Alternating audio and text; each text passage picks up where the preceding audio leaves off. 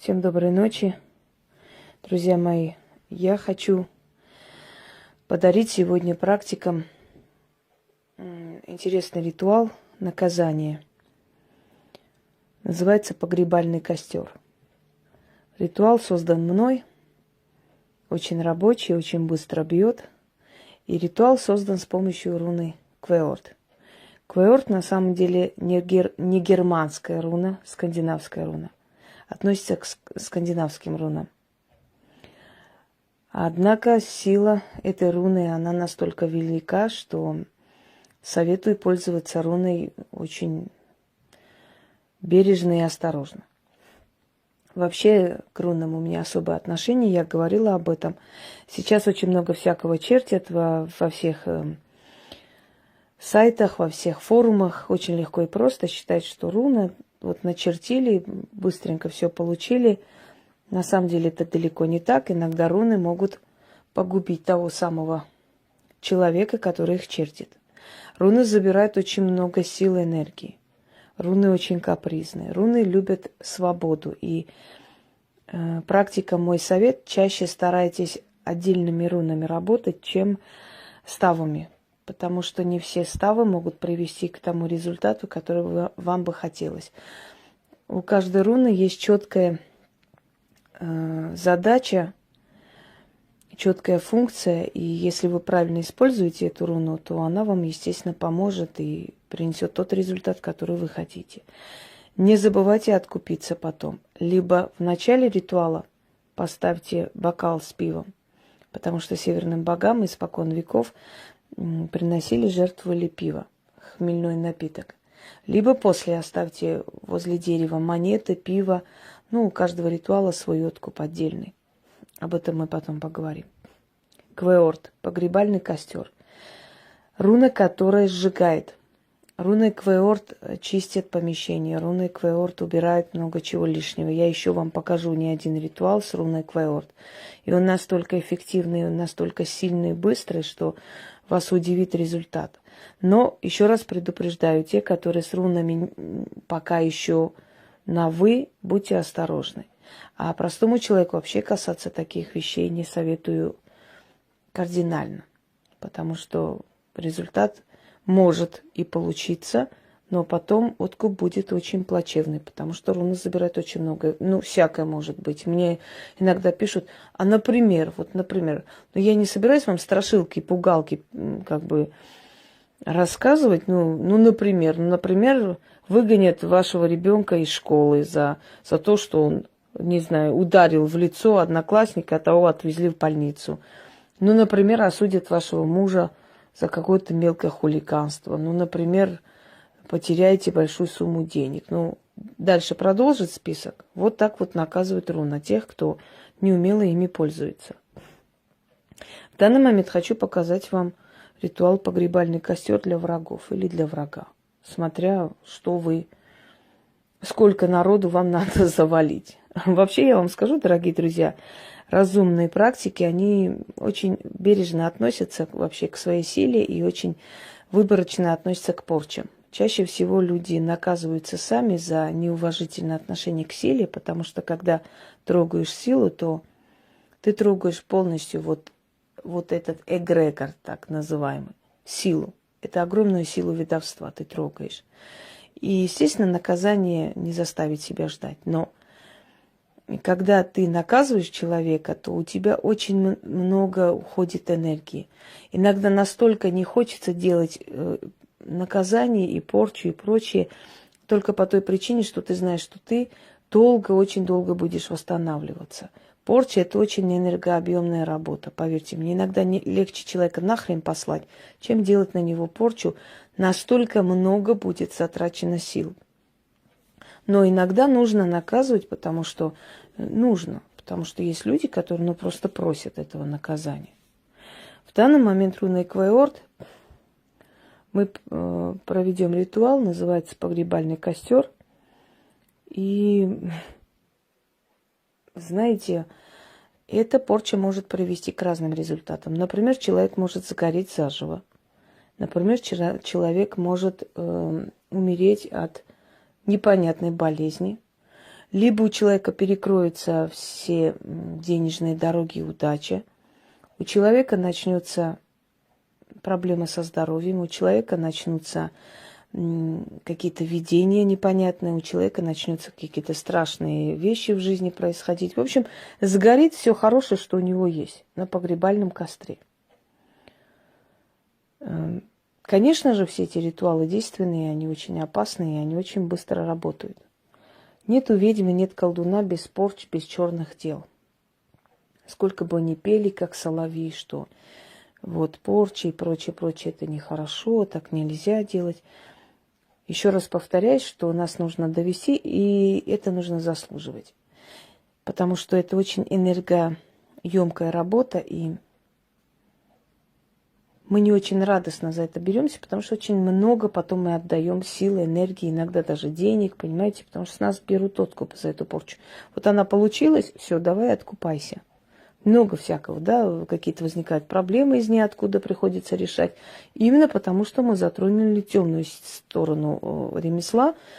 И, естественно, эти силы пришли, им надо отдать что-то взамен на то, что они исполнили то, что ты просила. В данный момент я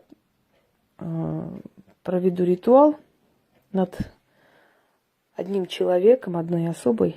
Вы знаете, так интересно, когда друг за другом дохнут и кричат, орут, что нет, это не порча, это что-то другое, это не имеет отношения к этому всему. Ну, наверное, в их представлении порча – это такой мужик с кувалдой, который ходит и дает по башке. Специально, когда придет такой мужик, да, значит, это порча. А все остальное это так вообще другое, это нечто такое, это случайность, это так не имеет к этому отношения. Ну, конечно. Порча – это целенаправленный энергетический удар. Отправляешь ты бесов, просишь ты руны, говоришь ты со стихиями, как угодно. Ты отправляешь черную энергетику в жизнь человека. И как унесет этого человека с этого мира, это уже дело вот именно той силы, которую ты отправляешь. Попадет ли он под КамАЗ, повесится ли, сойдет ли с ума, утонет ли, знаете, убьют ли его, неважно. Если ты направляешь, это сработает по-разному. Поэтому, конечно, умирая, кричать, что все хорошо, я, знаете, могу сказать одну вещь. Когда ты призываешь темную силу на голову своих врагов, то эта сила отнимает разум этих врагов. И они даже шагая на краю пропасти, даже понимая, что скоро туда провалятся, не отступают. Не отступать, потому что если темная сила пришла их забирать, она просто не хочет больше свои жертвы отдавать. Потому что, видимо, если бы они осознали и пришли, да, в себя, вернулись обратно, ну, по крайней мере, прекратили бы то, что начали, может быть, мы бы пожалели их, правда?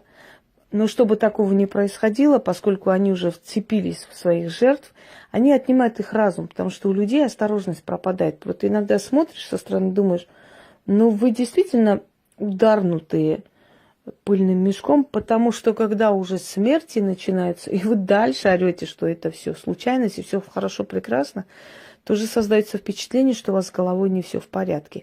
А не все в порядке для того, чтобы вас дальше давить.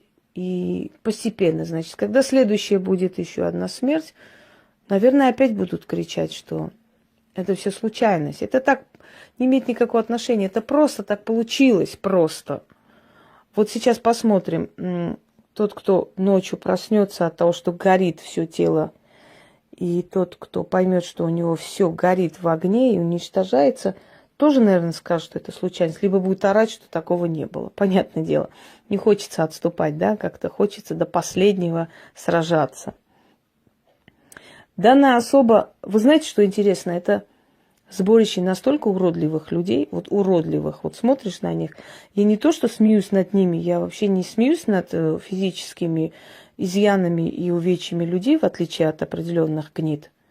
Но когда ты смотришь на, ну, например, вот эта особа, которая, ну, это мало того, что она полоумное существо, это ужасающе уродливая женщина, ужасно уродливая. Это нет, это нос не тот нос имеется в виду. Здесь тоже нос, но нос просто картошкой, который посреди вот лица. Я понимаю, почему у них ненависть обычно к талантливым, красивым женщинам. И пытаются всегда принизить этих людей, высмеять, обсмеять. Потому что сами настолько уродливы, что им, знаете, очень хочется хотя бы высмеивая красоту другого человека, себя как-нибудь, компенсировать себе, в душе какой-то комплимент себе сделать, что они еще не так уродливы. Уродливы, ужасающие. Я не буду ее называть, знаете почему? Хочу, чтобы она сама догадалась. Так интересно, они сразу себя узнают по своим кличкам, как собаки, и сразу говорят: а у меня все хорошо, ничего у меня не было, у меня все супер. Тут один тоже так говорил когда-то, помнится, да? Эх, улыбается теперь, как живой, с картины. Со стены. Вот. Думаю, следующие тоже так будут говорить, наверное, тоже. Что это все случайность, это не имеет никакого отношения. Уродливая. И причем это такая воровка, которая берет мои фразы и приписывает себе. То, что она ударнутая по башке создание, это я уж молчу. Это не дай бог так вот позориться никому, конечно. Да ладно. Видимо, в их городе все такие, слегка с приветом. Итак, начнем. Перед вами Мориган, поскольку она богиня войны, колдовства, она агрессивная сила. Поэтому как раз то, что нам нужно. Рисуем с двух сторон фотографии руну Квеорт. Берем восковую свечу, рисуем руну Квеорт. Черные свечи, можете для освещения несколько свечей, сколько хотите. Алтарь черный. Налить пиво. Желательно возьмите кристаллы, потому что кристаллы как бы напоминают лед и север, северных богов, их силу. Они очень суровые. Еще раз предупреждаю, простому человеку такие ритуалы делать нельзя, ни в коем случае. Но для практики это бесценный дар. Очень быстро нанести удар. Очень быстро нанести. Еще раз говорю, нету обычных порч, нету легких порч, нету тяжелых порч. Все они одинаково по силе, смотря какой из них тебе подходит. Если тебе подходит рунная порча, делай рунные порчи.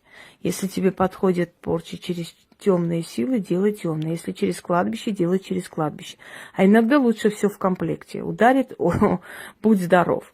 Но с руной Квеорт шутки плохи. Поэтому, дорогие друзья, учтите, имейте в виду. Особенно руны, они очень энергозатратные работы, а Квеорт тем более. Квеорт опасная руна, но в то же самое время опасная для ваших врагов, если вы правильно ее используете. Итак, начнем. Я призываю ярость северных богов. Я взываю к силе северных богов. И от их имени, с их помощью я оживляю сию руну и даю силу заклинанию.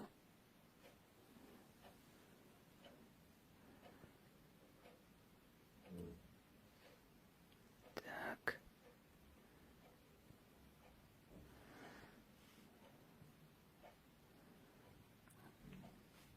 Секунду.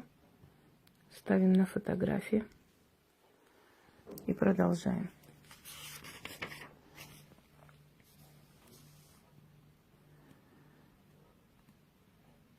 Да пылает костер погребальный руны Квеорт. О, Квеорт, я оживляю тебя и заклинаю мне помочь. О, костер погребальной руны Квеорт, я сжигаю с твоей помощью жизнь, тело и силу ее. Я сжигаю всю душу, я сжигаю здоровье, я сжигаю покой и разум, я сжигаю удачу. Сгори ты с помощью руны Квеорт, с мощью ее и с ее силой. Сгори ты в погребальном костре. Сгори твое тело, твоя душа, твоя удача, твой разум. Отправляйся на погребальный костер. Силой северных богов да исполнится сказанное. Да будет так. Читаем 6 раз Я прочитала один раз. Когда я отключу камеру, я продолжу. А вам я дарю наказание ваших врагов с помощью руны Квеорт, то есть погребального костра. И что случится с этим человеком, узнаем потом. Конечно, если они будут кричать, что у них все хорошо, мы поверим им на слово до того момента, пока в честь них не будет снято видео в память об ушедшем друге. Всем удачи!